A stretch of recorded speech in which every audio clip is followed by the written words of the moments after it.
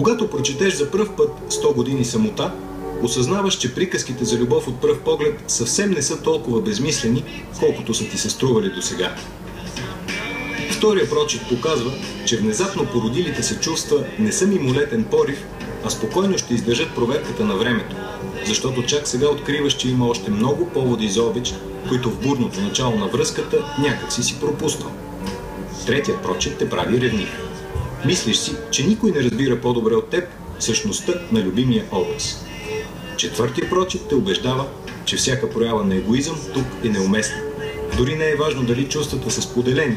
Важното е, че ще обичаш до края на живота си, без право на избор. И после кръгът се затваря.